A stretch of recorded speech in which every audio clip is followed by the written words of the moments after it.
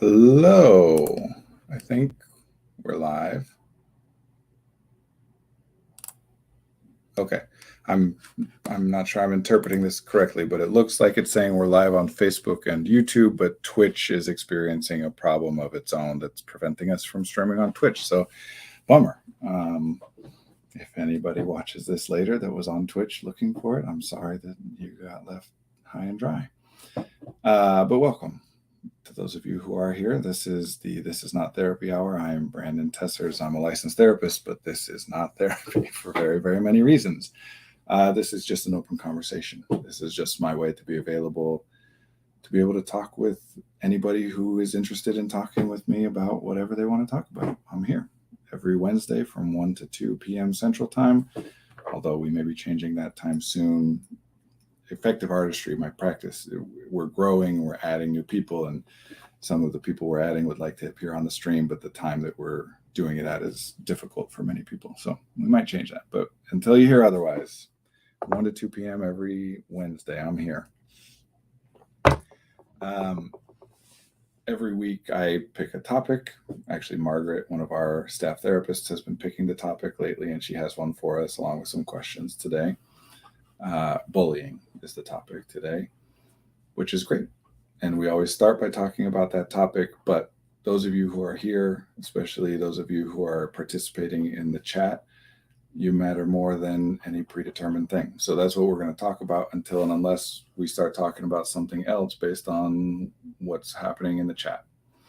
For those of you who are here and not in the chat, I appreciate you. And I'm doing my best to make guesses about who you might be and what you might want to hear. If you participate in the chat, then you can tell me instead of me having to make guesses, which is great.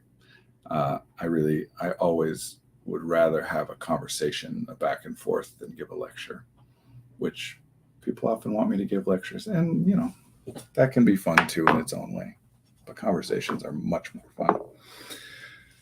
So, Effective Artistry is the practice that I run. It's a therapy practice in the state of Illinois. So we do individual, couple, group, and family therapy for people in the state of Illinois. We have officially launched registration for our neurodiversity affirming parenting groups that are scheduled to start on October 11th, I want to say. It's a Tuesday, the second Tuesday of October. If you're interested in that, let us know. There might be information on the website. I will check and find out. I'm pretty excited about that one, actually. It's going to be a lot of fun. So we provide those services. We also have executive functioning coaches to do executive functioning coaching work. And for that, people can be anywhere in the world. That's all individual, although we'll probably be doing some groups about that stuff too at some point soon, hopefully. Yeah, I think that's the boilerplate explanation, all the stuff that I need to say or that it is beneficial to make sure that I say right at the beginning. So let's start talking. And I'm pulling up the messages from Margaret, except my computer has logged me out of my chat for some reason. We use the Google Work, I don't remember what they call it. Google Workspace is our way, that's the office suite, remote work, whatever. We communicate through GChat, so I'm pulling that up. Bullying and physical violence in schools, which, a good one to talk about. Unfortunately, I wish that this was not a good one to talk about. I wish it was not relevant. I wish it didn't matter at all, but it does. So I'm just going to start jumping in with the questions that we have from people who have submitted questions ahead of time. But again, those of you who are here, please feel free to ask questions about anything within this category or anywhere else. We'll go wherever. How can I help my child with low self-esteem or self-worth when they're constantly being bullied at school? So this is from the perspective of a parent, obviously, this particular question. And at first, we just have to acknowledge what a terrible position that is to be in. And I don't think, in fact, we will definitely, if we continue to talk about this, We will definitely talk today about competition and the fact that it is not like an inherently human trait as opposed to popular belief. So I want to make it clear that I'm not trying, as we're talking about all this, none of it is comparative. When I say that it's a terrible position for a parent to be in, to have your child being bullied at school, I don't mean that it's worse than it is for the child, or that the child being bullied, that's a worse experience than. They're incomparable experiences. It's not that one is worse than the other. They're different and they both suck. Honestly, the theme that's going to come up over and over and over is that violence, bullying, all these things are related to competition, the idea of ranking people in some sort of preferable order, one against each other. And so I'm trying to address that right off the top because we can validate. I'm saying this because I'm making a guess about that there could be a reaction when I say it's a terrible experience for a parent to be in this situation, that I can guess for sure that somebody might say, well, it's not about the parent, it's the kid that matters. And yeah, it does. And the parent has pain and struggle and suffering as well. We don't have to invalidate one person's because of another person's. And just as a general rule, everybody, please work on this for yourselves. If you compare your suffering against other people's suffering, it's going to cause you problems. You're going to hold off on doing things or getting help or expressing things that would be beneficial for you because it's not as bad as other people have it.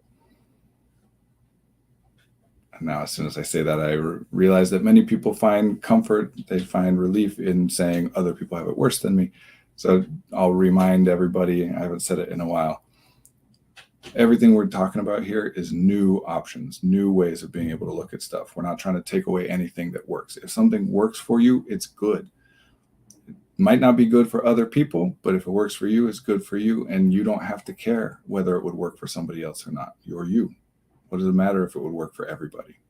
And by the same token, it doesn't matter if something works for everybody else if it doesn't work for you. All right, having said all that, part of the problem with this question is the framing of it, right? And it's not the person who's asking this question, it's not their fault. It's about messaging, and including language, the phrases and words that we collectively use. Self-esteem and self-worth are both constructs. They're ideas of a thing. We notice things, we observe things. Each of us observes our own internal subjective experience, and then we all collectively observe the external experience, although what elements of that we notice and how we think of it, it definitely varies from person to person. So self-esteem and self-worth, self-efficacy is another one. These are terms that we've used to apply, to conceptualize patterns that we notice. We notice patterns of experience, patterns of behavior, and we want to talk about that pattern. So the things that self-esteem refers to are real observable things that happen. Self-esteem is a way of conceptualizing those things, which could be conceptualized in a different way. And again, like I said, I'm not taking anything away. Could be conceptualized in multiple ways simultaneously. We could call it self-esteem. We could also call it confidence or some other thing that's not quite the same. And both of those can be accurate. But the focus on that self, right? That a person, that how the child is viewing themselves is such a big, it is important.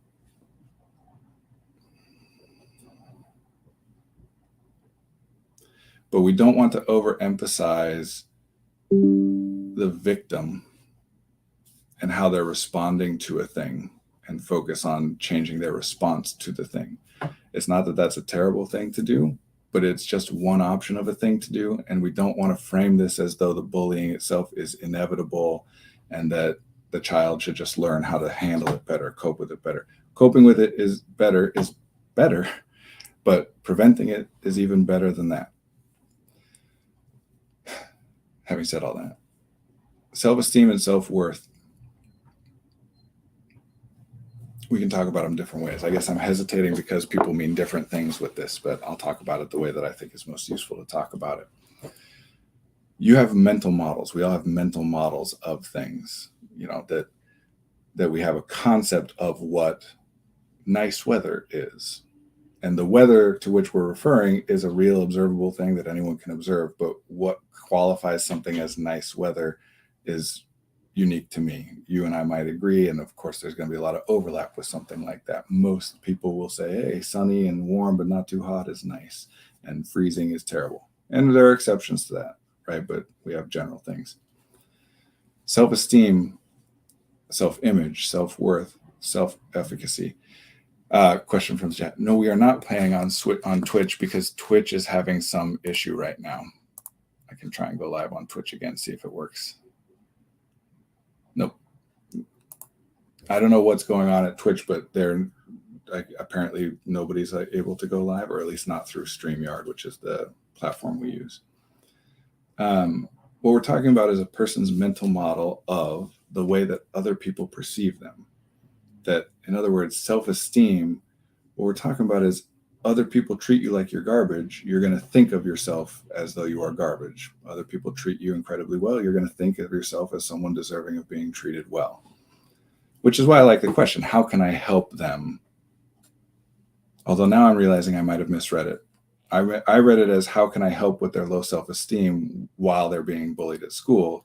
But it could also be that the question was, how can I help them with the bullying issue, and to give me more information saying they have low self-esteem. If that's the case, then we're talking about the stand up for yourself thing, which we'll get to. So I'll keep going with what we're talking about first. Now, the problem here is perception, right? That I might be doing what I can do to treat somebody as though they are valuable, as though they're great. And they still might think that I'm treating them like garbage. That can be because of a difference in how we perceive the same act, right? Like, I might think, oh, I'm not offering to help them because I trust them, I respect them, and I know that they'll be able to handle whatever they need. And if I were to offer to help them, that would come across as though I'm saying they're incompetent. And they might observe that and say, well, they're not offering to help me. They probably don't even know I need help. And if they do, they don't care and whatever. So sometimes it's that the same thing can be interpreted differently. Sometimes it's about what is being noticed and what isn't. So same kind of example, right? A kid might think, my mom is not helping me. Why doesn't my mom care about me or whatever? When mom is doing all kinds of things to help the child, right? Whether that's earning money that is then used to buy things and pay for things that benefit the child, whether that's providing resources in other ways, or interacting and having fun with them, or whatever it is. But for each individual, we have whatever it is that we're focused on in that moment. And if I'm struggling with this particular thing and nobody's helping me with this particular thing, it becomes difficult for me to remember when I'm in that space that, well, people are helping me with other things or in other ways. So this kind of becomes all encompassing. If nobody can tell that I am depressed, then nobody's paying close attention to me. And that must mean I'm not worth paying close attention to, right? So if you're trying to help somebody with their own self-esteem, really two categories of things to do there. Number one, communicate with them more, partly to elicit from them, for you to get more information from them about what it is that they believe about themselves. And I like to phrase these questions in a particular way, that what evidence do you have that supports that idea? Not how do you know, or why do you think that? Not how do you prove it or disprove it? That there's evidence that supports that idea, that nobody is entirely irrational based on their own way of looking at things, right? So if I draw a conclusion that nobody likes me, that I'm worthless, there must be some evidence I'm looking at that suggests that. It might not be anything about how people treat me. It might be about how people treat other people, or my concept of that, and say, wow, that's better. Why don't people do that for me? Or it could be a million other things. So communicate with them more. Get more information about what they think of themselves. Don't jump in on trying to change their concept of themselves right away. What are you talking about? You're so smart. That can make things worse because, well, we don't need to get into all that. We're focusing on bullying today, but I'm talking about other stuff a lot. Don't jump in to try and help, try and change, try and argue against their image of themselves. Just try and get more information about what that image is and what things they observe, what evidence they're looking at that support that idea. because they have some. That's why you don't want to say, why do you think that? Because that can imply, you idiot, that's not true. Why would you think something like that? And you don't want to say, what's your proof? Because that's a high bar. And, you know, we just want to say, what evidence are you looking at that supports that idea? Or if that's the conclusion you're drawing, what is the stuff that you're observing or experiencing that leads you to drawing that conclusion, right? The other reason that you want to communicate with them a lot is to give them more information about how you perceive them. And again, be careful with your language here. Don't just say, you're so smart. You can say, well, look, from my understanding of it, you know, I think smart means this, this, this, and this, and I observe you do this, this, this, and this. So as far as I'm concerned, you are. But also, and more importantly, to clarify the things that you're trying to communicate, even when you're not communicating verbally, right? That if I'm doing something because I think it will help you, well, I don't want to just do it and rely that you'll see it the same way that I see it. I want to talk to you about it and say, I'm doing this thing because my idea of it is that it will be helpful to you in this way, and I care about you and I want to be helpful to you. I believe it's something that you could do on your own if you needed to, but I can do it for you. So why not take it off your plate, as opposed to that I'm doing it because you can't or whatever. We want to clarify those things. So communicate.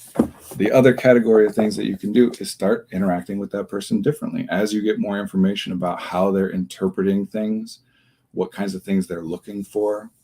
Like, okay, well, people who everybody thinks is awesome, what do you think? Like, how do people interact with those people? What is it that's not happening with you and with me and with you that you think happens with other people that would be nice? We can get some specifics there. With expressions of love from the most important people in my life, I struggle with my self-image. No one can change my perception. I find that modeling the artist date helps, taking yourself out and talking and treating yourself as you would to someone else that you're on a date with. Positive self-talk. The words that I choose when introspectively talking to myself is important. Using kind, positive words is helpful. Yeah, that stuff's good. That's all. I shouldn't say all, but a lot of that is very like CBT, responding to automatic negative thoughts, debating those thoughts, things. And that can be helpful for sure. But here's also a thing. If I am thinking, cognition, right? Thinking is about recognizing different possibilities. Observing the environment is about observing what is there, what is real. Thinking about stuff is a recognition that different things could possibly be. Different things might happen, or something that did happen could be observed and thought of in different ways. Well, if I'm thinking about myself and I'm thinking about how other people view me or what they're doing and how they interact with me, I am always going to skew more and more negative over time. For the simple fact of, okay, maybe this person thinks I'm awesome. Maybe they think I'm terrible. Both are possible. I'm pretty sure they think I'm awesome, but it's possible they think I'm terrible. Well, if they think I'm awesome, what would I want to do about that? Nothing. That's fine. That's cool. That's what I want. I don't need to think about that anymore. If they thought I'm terrible, what would I do about that? That would suck. That's something, if that was the case, then I would try this. But if they thought I was terrible, then maybe doing that would make it even worse. So things that don't bother you as you're thinking without getting information, things that don't bother you, they're complete and you put them away. Things that do bother you, you keep thinking about. So over time, your thought on any particular thing skews more and more and more negative, including about yourself. One of the particular problems with taking people's feedback or not taking people's feedback in terms of their view of you is it's very easy to come up with an explanation of why somebody would say something nice to you, even if they didn't mean it. Well, maybe they don't actually think that I'm cool, but they think I'm sad and they don't want me to feel sad. So they're telling me I'm cool, even though they don't think so. Whereas if they say something that you don't want them to say, then it's hard to come up with any other explanation of why they would say it, except for that they really believe it. And of course, there are other explanations on both sides. It's just one's real easy. So a lot of people are very dismissive of, it's a very common thing to be uncomfortable when people compliment you. Oh yeah, I don't know how to react to that. Part of that can be an internalized message that you should not feel pride, that you shouldn't feel good about yourself. And I don't think that, this is just my theory, but I don't think that's just from messages that are internalized. I think it's partly about the function of cognition. The way that it operates is If I'm just thinking good things about myself, then I'm not paying attention to myself. Why would I worry about observing myself or what I'm doing or what I'm experiencing if all I think is like, yeah, everything I do is awesome? So I just stop paying attention. If I'm paying attention, it means that I must be acknowledging that maybe what I'm doing is great, maybe what I'm doing is bad. And again, I'm going to skew negative the more I think about that without being interrupted. So what that means in practice is for people, often for people, and certainly more often for some people than for others, that you don't think positively of yourself. And the one way that you can think positively of yourself is to think that it's bad to think positively of yourself. To say, like, well, sure, I am smart, but that's a bad thing for me to think of myself as being smart. You get stuck in this quagmire. So, from the point of view of somebody who's struggling with this stuff, if you are struggling with self-image and self-worth, the solution, well, I shouldn't say it that way. Many things could be done that might make it better, but one that is almost always possible, and I can't say always, but almost always possible, is that there are people who are telling you things about you, about their experience of you, their perception of you, that would be nice if you thought that they were true. So you got to work on listening to those people and allowing them their perspective instead of dismissing it out of hand. And one particular like cognitive trick, and this is more in that CBT direction too, is let's say that somebody doesn't actually think you're smart. They just want you to feel better. Well, why would they want you to feel better? And of course, you can come up with an answer that's because I'm a burden on them. And if I feel better, I won't be such a burden on them. But it's also possible that they genuinely care about your experience and they want you to feel better. And even if they didn't think you're smart, the fact that they want you to feel better tells you that they care about you. And why would they care about you if they didn't find anything of value in you? Right?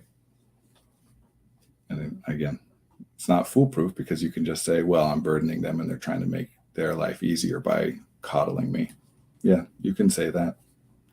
One thing I like to do for myself then is to say, yeah, I can come up with any explanation, but how much of a stretch would it have to be? Like, technically, it is possible that this terrible idea is the thing that's happening. But if that were the case, that would mean that they'd have to be lying to me about this and this and this and this and this, and so on and so forth, right? Like if you are dating somebody and they say they like you and you start to think, well, sure, they might like me, but maybe they're just saying that because they are lonely or whatever. Okay, theoretically could be true, but then they'd have to be willingly spending their time with somebody that they don't like. That seems less likely to be something that they would be doing than to just actually be telling the truth, right? But it's hard to logic your way out of this stuff. Anyway, back to the bullying stuff. So in that sense, it's much more beneficial to work on giving people feedback that makes them see that other people see them positively than it is to argue against the feedback they're getting from people that says that other people see them negatively. Meaning, if someone's bullying them, of course we can say they're just jealous or they just like you or those kinds of things. Very, very low return on investment that way. It's hard to say this person who is hurting you actually really likes you in some kind of way. It's going to be hard for me to take that feedback in. But if we can acknowledge, like, look, yeah, that person's being a jerk to you. And maybe it's because they think lowly of you or whatever. But look what I'm doing. And look at what this person's doing. And that person's doing. And that person's doing. So while that bully might be somebody who does actually think you're garbage, maybe they do, maybe they don't. Who cares? These people don't. And whose opinion do you care more about? If we're focused on the self-esteem, self-worth. But like I said at the beginning, I don't think that's the place that we should focus the most at first. That's a coping thing. I want to deal with the bullying. Part of the reason I said this is a difficult position for a parent to be in is there's only so much you can do. They are out of your environment. There are things you can do, and we have questions about that. The other thing, so if the question was meant to be, how do I help my child who's being constantly bullied at school with the bullying, and by the way, they have low self-esteem, Well, then what that suggests to me is that the concept there is, well, you teach your child to be confident and stand up for themselves, but I can't do that because my child has low self-esteem. So give me a different suggestion. Let me just address standing up to a bully is not a good thing to do. And I know that sounds ridiculous, so let me clarify here. Because it's a better option than certain other options. And sometimes you're in a position where that's the best option you have, but it's still a bad one. Because conflict, especially violent conflict, but any conflict is inherently damaging to every party engaged in the conflict. It doesn't matter. You could punch somebody in the face and knock them out. Your hand is still damaged. You're still dealing with the social and emotional and intellectual fallout of having harmed a human being. We train people for this, right? Like we have in the United States, I'll focus on that, but everybody has their military. We have a military where people's job is to harm other people. And we put them through basic training and we put them through all these exercises to shift them, to help them to become people who can harm other people, because it is very difficult to get people to harm other people unless you lean on certain things. You have to do those things, which are effortful things, to get them to do it. And even then, when those people go and harm other people, it still breaks them a little bit. And I shouldn't say break, but it isn't a detrimental experience. That even though you are being told that what you're doing is right and good, and you're doing it for the sake of your brothers and sisters in arms around you and the bond that we've forged, and you're defending people that you care about against people who are evil, even if we convince you of all of that and we desensitize you and do all that stuff, still when you harm people, you have to deal with the ramifications of that. It causes problems for you. There is no version of get into conflict and it'll all be great. I think that's important to state, because a lot of times people will blame themselves as like, I'm bad at setting boundaries, I am conflict avoidant, et cetera, which are, again, constructs, accurate things to say that might describe a pattern of behavior. If I do this and this and this and this, we could call all of that being conflict avoidant, right? But it starts with the premise that that is bad, that conflict, that being able to engage in conflict is a good thing. Talking about cowardice, for example, the idea that being unwilling to engage in conflict is somehow weakness is not the case. Human beings are not built to compete with other human beings, evolutionarily speaking. And I know that that is different from what most of us think, because our recent history doesn't bear that out. But our recent history is a tiny, tiny drop in the ocean of the evolutionary history of mankind. And until very recently, human beings did not have to fight other human beings that frequently. Most human beings would spend their whole life not encountering any other human being that's not a part of the group in which they live, right? That's more like anthropological, evolutionary, whatever, philosophical. Here's better evidence. There's debate about what exactly the mechanism of this is. I was about to say something about mirror neurons, but that's, all this stuff is debated. But here's what we know. When you observe somebody else in pain, another human in pain, your default response is to feel some reduced version of that pain. When you watch a show where someone is in a painfully socially awkward situation, we call that stuff cringe, because what happens? You cringe. You're not there. It's not you. In fact, you might even know it's not real. It's fiction. But when you observe it happening, it feels uncomfortable. When you watch someone get hit, you, flinch, right? Part of this, is it worth explaining all this? Well, whatever. Part of this is just about perception, that the brain doesn't have a built-in mechanism to distinguish things that it's perceiving which originated in physical stimuli from the environment, or things that it's perceiving which originate in cognitive stimuli, things that are either thought or remembered or whatever, right? It all filters through perception. We use logic to dictate what things are real and what is not. Oh, hello. Somebody on Twitch is talking to us. Let me try and go live again.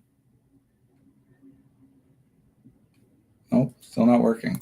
If anybody's on Twitch, somebody's asking about it, If anybody in the chat or anybody viewing is able to go to the Twitch and put a quick message of that for some reason Twitch isn't working, but the YouTube and Facebook is, because I feel bad about that person just being on Twitch waiting for something that's not going to happen apparently. We use logic and we use reality checking to distinguish between what is real in the environment and what is something we're just perceiving or thinking, like conceptually. Reality checking means checking with other people. So part of what that means is when you observe a thing, you're referencing your experience of that thing. Another way we can look at this is watching somebody else do something makes you better able to do that thing. Not perfect, you can't mimic things perfectly, but if you've never swung a golf club before, the first time that you swing a golf club versus, let's talk about the first time somebody might swing a golf club in two different scenarios. In one, they know nothing about it. They've been explained to them, like, you hold it here and you want to make this part of it hit that ball down there to go that direction. Another one gets to watch other people swing the golf club over and over and over, 10 times, 20 times, 100 times. When you take that first swing in each of those scenarios, the one in which you observed other people do it is going to be much more effective, or at least it's going to be much closer to what other people have been doing than if you're just doing it on your own. Observing something to the brain is a little bit like experiencing it. So observing harm causes pain. And inflicting harm, when you have reason to believe that what you're doing is causing the harm, also causes pain, and it causes even more because you could stop it. This is why we have to train people to do it. This is a lot of what toxic masculinity is convincing people that other people are their competitors and that if you don't hurt them, they're going to hurt you. Don't you back down, because then they'll sense your weakness and then they'll strike, that everybody out there is just waiting for an opportunity to harm you. But that is demonstrably untrue. Society functions to the extent that it functions, right? That there are exceptions, but for the most part, people don't go out of their way to harm other people. For the most part, people do things to avoid harming other people. Bystander effect, by the way, if any of you are aware of that and remember that, not a thing. The research on that was sensational and terribly flawed. Not a thing. Still a concept we have, because we're trying to convince people to compete with each other, to harm each other. So saying stand up for yourself, stand up to the bully, punch him back, whatever. Sometimes that's the best option you have, certainly.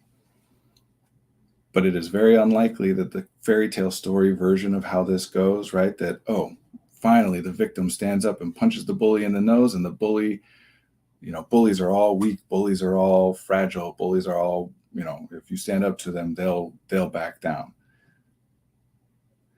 If two people get into a physical altercation and one of them is a bully who gets into physical altercations all the time, and the other one is somebody who's never been in a physical altercation before, which one of them is more likely to come out on top? It's a nice thought. It's an attractive thought to say, well, that individual can protect themselves from bullying, from being bullied, by fighting against the bully in whatever way. It doesn't necessarily mean physical violence, but pushing back, being confrontational, engaging in conflict with the bully. But what's the problem with that? It isolates the problem to them. Well, you wouldn't be bullied if you stood up for yourself. You're only being bullied because you're weak. If you weren't weak, it wouldn't happen. So the rest of us don't have to do anything about it. Why should I help you? It's better for you to learn. These are things that people actually say, right? That like, no, we can't fight all their battles for them. We got to let them learn how to stand up for themselves. What are we talking about? They're children. They're only being exposed to this bullying because of an environment that we constructed and made them and the bully go to. We're putting them in physical proximity with somebody that causes them harm. In what other context would we do that and then say, well, it's not on us to do anything about it? So I'm not going to tell you don't stand up to a bully, but I am going to say that stand up to a bully is just another way of encouraging competition and violence. It feels right. It feels righteous to say, no, that person is a bully and hitting a bully is the right thing to do. But then we're A, saying if you retreat, you're a coward and that's the wrong thing to do and that's bad and that's weakness. And B, who decides which one's the bully and which one is the victim? And of course, in schoolyard bullying, bullying at school, it's often clear cut, or at least more clear cut. But this lesson applies. Everybody can justify conflict and violence if it's okay, and not only okay, but good to do that against bullies. All you got to do is turn the person you want to hurt into a bully. And that's relatively easy to do. Get away from the bully. And yeah, sometimes that is best done with help, right? That you don't always have the option to just leave the classroom or the lunchroom without getting in trouble. And that's where we need to be having discussions with the people who structure that environment to understand what's going on. So that even if it's not that they're observing and catching things and stopping it before it happens, because some bullying is difficult to, if I'm in the lunchroom observing 40 kids, some versions of bullying are just not something I'm going to be able to visually see. It looks no different than kids talking to each other from a distance, right? We do what we can and we talk about those things and we say, hey, this kid's bullying that kid, and they keep an extra special eye out and all of that stuff. But it's always better to get away from the bully. And I know that sounds wrong. I know it feels wrong. It feels like, no, you don't want to give the bully what they want. That's appeasement. And yes, there are instances in which it is better not to do that. Bullying at school, I'm open to the idea that there are exceptions to this, but generally speaking, that is not the place where there's no better option than to stand up to the bully. This isn't allowing, Nazi Germany to take over a country. This is what's going to happen, right? Logically, what's going to happen if you as a victim stand up to the bully? Even if theoretically you standing up to them gets them to stop bullying you, does that stop them from bullying somebody else? So the thought then of, well, if you get away from them, run away, retreat, whatever, then they're going to think that their bullying behavior gets them what they want, and they're going to continue to do it. Okay, so you're saying that they might continue to bully other people, but if you stand up to them, is that going to stop them from bullying other people? So how do you deal with constant bullying? You get away from it, and you get support in being away from it and prevent being in contact with that person. It would be best to just make sure that the bully and the bullyee, that's not going to work. The bully and the victim don't ever come into contact with each other, so there's no opportunity for it. And of course, if there are sacrifices that need to be made in order for that to happen, it should be on the part of the bully. Like, if we have to pull someone from a class, let's pull the bully from the class, right? But people aren't always going to do that, unfortunately. So you just do your best to get away. And yeah, there are extreme circumstances in which no one's helping and you can't, and your options are to allow yourself to be beaten or fight back. Well, then it's better to fight back, because being beaten is going to harm you anyway. But just know that fighting back is going to harm you. It's just theoretically less harm, but even then it might not be. It might make it worse. Just generally, bullying is not an individual problem that an individual is responsible for. All right, I talked for 42 minutes about the first question. I got to go faster. How can parents be more involved with stopping bullying and physical violence in schools? Well, it's more about the parents of the bully than the parents of the victims. But theoretically, if they're the parents of the bully, they're not really wanting to help, engaging in helping with this problem. This question it's paralleled by how do we stop people from committing crime, right?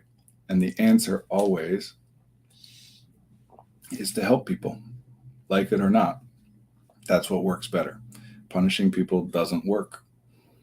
It can work in the sense that by punishing someone, we have removed their ability to access the things that they're doing, the bad things that they're doing. They can't hit somebody if they're suspended. They can't hit somebody in school if they're suspended from school. But it doesn't alter behavior. It actually makes it worse. Because if we suspend you from school, well, now your grades are worse, and now you got to go back to school, and what?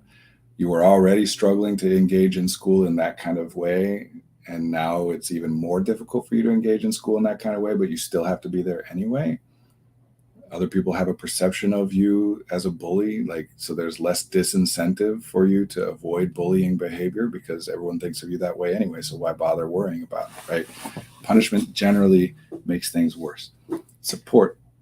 Now, that's a scale thing, right? Like at large scale, we want to help people. We want to give people the resources that they need. We want the bullies to have other better options. Being a bully is not a good option. And again, I know people are going to, well, I'm guessing people are going to talk about certain things as being inherent to the social dynamics of children, bullying behavior being inherent. I don't think that it is, and we'll talk to that in a little bit. But what can you do? You support things, you support the bullies, you support everybody so that nobody becomes a bully. People become bullies for the same reason that people become criminals, because they're not getting the things that they need, right? That why, especially if it's disincentivized by punishment, but why would somebody do something that is going to cause other people to look at them in a less favorable way, regardless of whether punishment is attached to it or not? Because it's worth doing that thing. And it's only worth doing that thing if there is something that is necessary and not happening. So in a general, broad way, that's how. Now, if you're talking about an individual, your child is being bullied or a child is being bullied and you want to do something about that, then it's communicating with the school because you're not there. So it is about contacting and being in communication with the teachers and the administration at the school. And that sucks. But again, sometimes the best option is still a crappy option. Because, yeah, increasing the vigilance or surveillance of a child who's clearly already struggling. And yes, bullies are struggling. It doesn't mean it's okay for them to bully. It doesn't mean that their feelings or needs should be prioritized over the victims. No. But people don't do that by nature. Like we talked about, harming another human being causes you harm. Humans as a species, compared to the other species on the planet Earth, are way more biddable and compliant. That's part of what language is and culture is. It's our way of being able to convince each other to do things. We're susceptible to that. You are born, babies are born, assuming that the people around them are going to be taking care of them and treating them well. The way that our brains and bodies are built, the way we develop, all of it is based on the idea that as you're born, there are going to be people around you to take care of you. Humans wouldn't survive otherwise. Human babies are not independent, not by a million miles. They require a lot of support from people around them. So everything in us is wired to assume that the people with whom we interact are looking out for our best interest, and therefore we should mimic them and look out for their best interest as well. When that breaks, for whatever reason, something bad is happening. Now, it is possible that bullying behavior that is being received as bullying, it is possible that the bully perceives it differently and does not understand what it is that they're doing, in which case that wouldn't require that they have been through a lot of problems and things like that. They might just have bad ideas of, like I hate the thing of, when somebody's bullying you, it means that they like you. I hate that. I hate that so much. Please don't do that. Don't say that. Because not only does it imply that people who are mean to you are actually really want your attention and like you, so therefore decreases your vigilance, makes it more likely that you're going to continue to engage with somebody who harms you because you think deep down they like you, and if you just figure out how to access that, then it will change. But it also gives the impression that if you like someone, a valid and common way to express that is to harm them. And that's not something that comes by nature. It's something that is taught. Part of the way that it's taught is by saying if someone harms you, it's because they like you. That's part of how we teach people that if you like someone, you should harm them. We're teaching them that that's what it means. Please stay away from that. But yeah, the bully has needs that are unmet. Sometimes we don't have the option to deal with that. Sometimes it is just about, well, we got to protect the victim. But as much as possible, it's about supporting the bully so that they don't do the bullying behavior in the first place. And in those cases in which the bullying behavior, the bully does not perceive as bullying, they think it's friendly kidding around or whatever. Actually, this is really common, especially with autistic men, but neurodivergent people generally, where they're observing like toxic masculinity stuff, people, friends insulting each other, hitting each other, roasting each other. And they start to get, of course, anybody can misinterpret this, but it's more common among neurodivergent people, that they're learning a more simplified lesson of, okay, to be a friend with someone, you insult them, you hit them, with missing the nuance of what kinds of joke is an acceptable joke and what's like, no, that's too far, which can create a really traumatizing experience.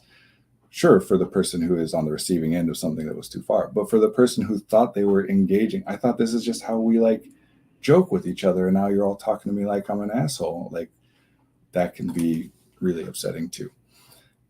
So we can communicate and clarify. We want people to look at the impact of their behavior. Yes, look at what you're trying to get across, but also look at how it's being received. And how it's being received doesn't negate the fact that that's not what you were trying to accomplish, but the fact that what you were trying to accomplish is different than the impact it's having doesn't negate the impact that it's having either. We want to clarify those things. I am sorry. I thought that this is, we're friends, and I noticed, we joke this way, and I thought that this was just a friendly joke, and clearly it's affecting you differently than that, and I'm really sorry, and I'm going to try to make sure I don't do that again. Is much better than getting defensive and saying, oh, stop being so lame about it, don't take it so seriously, it's just a joke, right? I got to go faster. What to do as a parent when your child is the bully to other students? Oh, this is a good one. Yeah, something's going on there, and you need to figure out what it is that's going on. It could be that it's a miscommunication thing, that they don't think that the bullying behavior is inappropriate or that it is bullying at all. So start there. Start with the assumption that your child is not a bully, and talk to them and try and figure out what it is that they think is happening, and then help clarify what impact it's having, regardless of what the intent is. And more long-term, better even, is to help structure and model for them and teach them and guide them in being able to observe and communicate with other people moment to moment, so that it doesn't have to be they're coming back to you and saying, wait, did that harm somebody? No, they can observe and ask the other person, right? We want to scaffold that. If it's not a miscommunication thing, if it is genuinely I want to bully somebody, again, stay away from punishment. That makes it worse. That drives bad behavior underground. It makes it more worth hiding. It doesn't change it. The behavior is serving some purpose. It is common that part of the purpose that bullying behavior at school serves is social capital. That whether it's accurate or not, because sometimes bullies think everybody thinks what they're doing is cool when everybody thinks that they're a bully. But whether it's accurate or not, that the bully thinks that other people like what they are doing. Maybe not the victim, but everybody else likes it. Or bullies will often say things like, well, the guy I'm doing this to is a jerk, right? Because again, back to, well, you should stand up to a bully. Well, what if the bully thinks that the victim is the bully and the victim thinks that the bully is the bully, and then they're both feeling justified? No, you don't understand. They're so weird. They do this thing, they do that thing, or no, they make these girls uncomfortable and they need to be, taught a lesson or whatever. And of course, then taught a lesson means bullied or harmed. So again, check that, the communication piece. And if not, then look into what it is that's going on. What is the problem? If they were enjoying their school experience, then their resources are being dedicated to that. They don't have anything left over to be bullying people. So what is it that's happening that their time and their energy and their attention and whatever is not engaged in other activities? And we want to get it that way, rather than trying to forbid or prohibit the bullying behavior, which we do also want to do. We want to prohibit that, but that is last resort. What we want to do is encourage the behavior that we want to encourage. So explore it from that perspective. And then in terms of punishment, to the extent that you're wanting to do punishment or finding it necessary or beneficial to do that, and I'll just say, I don't believe in punishment. Like I said, it just makes things worse. But if that's something that you're going to do, I think the most effective version of that punishment is to make them come to grips with the impact that they had. Don't let them hide behind, this is what I was trying. Oh, it was just a joke, or any of that stuff. Say, I'm glad to know that's what you thought it was. You need to know what impact it had, regardless of what you thought it was. because making people look closely at the harm that they cause to other people is inherently uncomfortable. What can teacher school administration do in order to decrease bullying in schools? And what's the last one? How, as therapists, can we help our clients that are a victim of bullying or cyberbullying in school?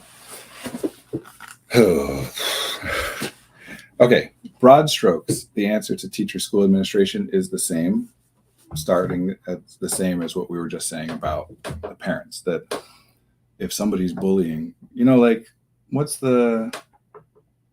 almost like a tropey thing to say, like, oh, well, if you're engaging in this kind of behavior, that means you have time on your hands. So I'll give you this kind of behavior to do instead.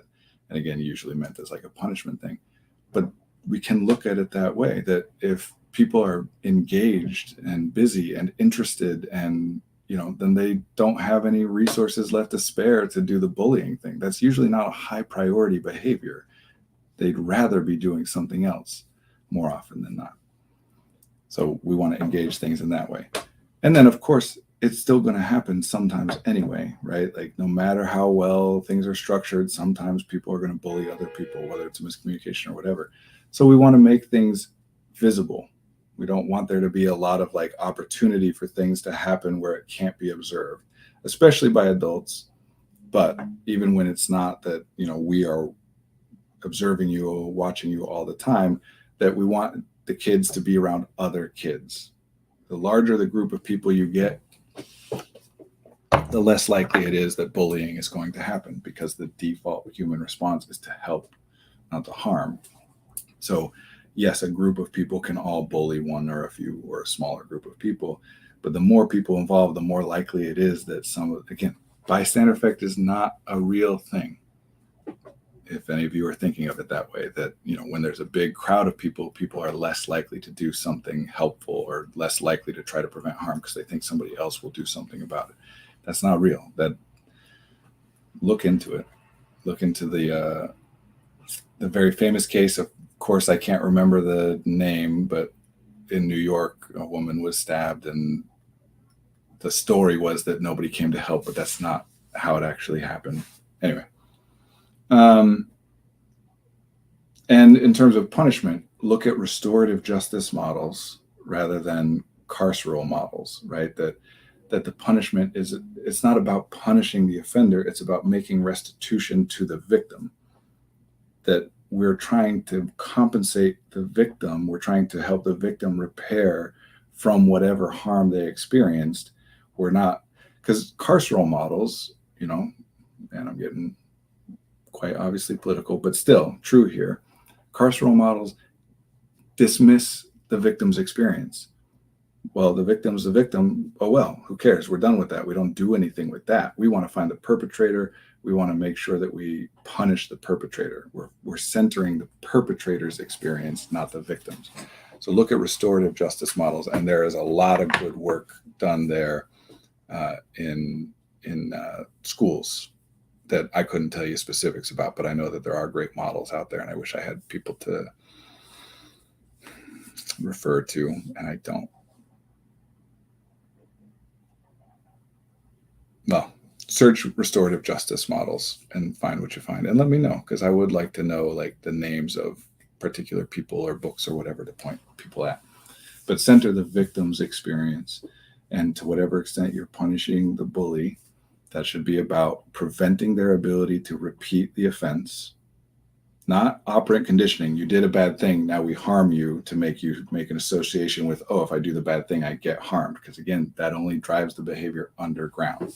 That makes it so that it becomes sneakier, and especially with things like cyberbullying, where it becomes much, much harder to keep an eye on. But make them, if it is beneficial, to the extent that it is beneficial to the victim, make the bully sit down with the victim and see the extent of their harm, or understand what was happening, and etc.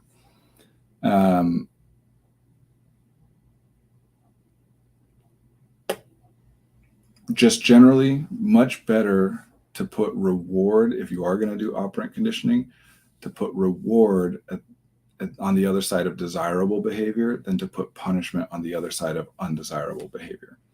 So instead of looking at stamping out bullying, if the bullying wasn't happening, then all of the people who are engaging in that bullying behavior would be spending that time, energy, whatever, on something else.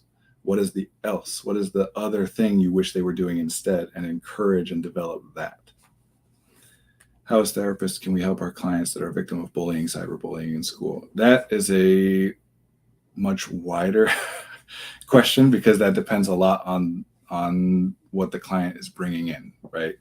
Again, I am all for coping is good, prevention is better. So to the extent that it is possible, and it's not always very possible, that for therapists to help explore ways to be able to protect the client from being bullied is preferable to helping the client to deal with the fact that they are being bullied in a better way, in a way that disrupts them or distresses them less. Because we really want to be careful. We really want to be careful about making it so that people are better able to tolerate harmful things. If we just, even if we theoretically could, if we just trained somebody to not give a crap if they're bullied, not be harmed emotionally or intellectually by the bullying, that makes it less likely that the bullying stops. It removes any incentive for them to do other things to try and stop it. So focus prevention first, coping only to the extent that it's necessary or that you can't do prevention stuff. But it also depends on what they're bringing. Is it that the bullying is ongoing and they're wanting to do something about that? Or is it that they were bullied in the past and that's causing some problems? And in that case, the answer would split off in a million different directions, because it depends on what problems they're continuing to experience that either they or the therapist or both are connecting to the experience of being bullied in the past. That being bullied in the past does not necessarily cause you problems in the present, but you might be experiencing problems in the present that we could connect validly to what's happened in the past. And when that's the case, we still want to focus on what is the present problem, and what we would do about it is based more on that, because the common experience of being bullied is not the important thing. The important thing is, sorry, I don't mean common as in frequently happens across. I meant in this example, we're talking about clients who have been bullied. So the commonality between these hypothetical clients is that they were bullied. What they're actually experiencing and needing support with or are being caused problems by could be all across the board. So there's not a lot that I can say about, well, just do this thing to deal with the fact that they were bullied in the past, and that will prevent all the, it doesn't work like that. So it depends on what they're trying to do. But I would imagine that quite frequently, I'm saying I would imagine, of course, I work with neurodivergent people. I work with lots of people who have been bullied, and in some cases bullied quite severely. Bullying can get really, really bad. I generally think, and I don't have evidence to back this up, but I generally think that it's not as bad now as it was in the past. I have logic to back that up, but I don't have data to back that up. But it has also shifted. Cyberbullying is different. It's something that didn't used to happen. Bullying used to be, but there's a reason that in the 80s, the bullies were like trying to kill their victims in all the movies, right? That like 80s bullies they're going to kill you. And, movies from more recently, those bullies are more like rich jerks that don't really care about you and harm you as a way to gain status or whatever. I think that's representative of a shift in the culture where, as time goes on, people become more aware of one another. And as people become more aware of one another and more aware of the fact that different people are different, that things like this should decrease theoretically. So, but yeah, that one, how do we help our clients that are victim of bullying or cyberbullying in school?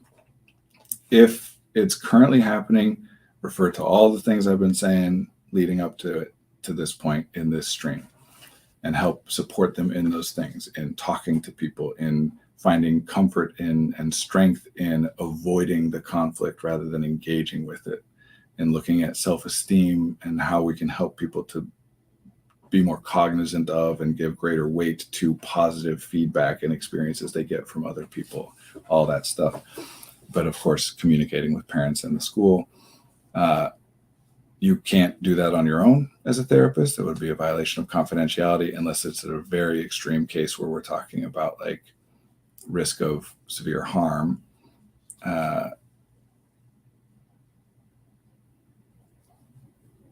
You need to work with them to communicate with other people about it. So that's going to involve probably, if they're feeling shame about it, working on decreasing or removing that shame so that they can talk to people about what it is that's going on.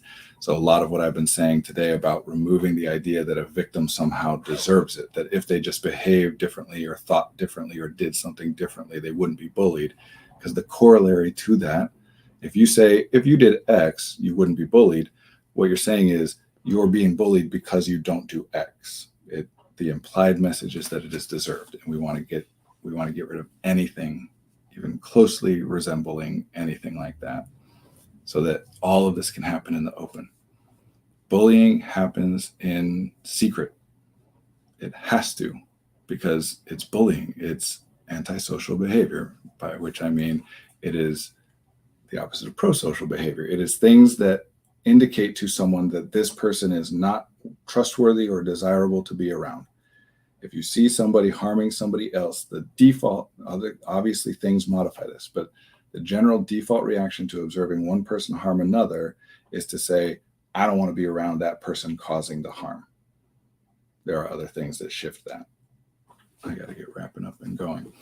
But the more people around, I might be able to get 4 people to get in on bullying, but if we get 40, then it's quite likely that in that 40, the effort I would have to put in to make sure that all 40 of us are okay with the bullying behavior is massive. So the more people, it's a secrecy and a privacy thing. If we do more about communicating, about being visible, about being authentic and vulnerable, and et cetera, et cetera. And yes, sorry, thank you. I see that for some reason, Twitch today was having an issue. So we've been streaming, and this one will be a VOD on YouTube and Facebook. You can go rewatch it. But for some reason today, Twitch's servers were having an issue, and so it wouldn't go live on Twitch. But we should be back on Twitch next week. Yeah, I gotta go. I don't know that I finished a thought there. I might have left something hanging, but I got to go. It's my wedding, my 9-year wedding anniversary today. So I'm trying to head out from the office a little bit early and go do some stuff about that. Thank you all for being here. I'll be here again next week. If you have questions, let us know. That's what we're doing now. We're collecting questions and picking topics based on, we have 7 questions about this or whatever. So feel free to contact us or through Twitch, through Facebook, through YouTube, through our website. Let us know. We have a TikTok now. That's Margaret runs it, Effective Artistry. We have Marie is running our Twitter. We're like, trying to get stuff out there. So let us know if you want us to talk about things and can't be there. If you can be there, you can just tell us when you're there. Thank you all. See you next week.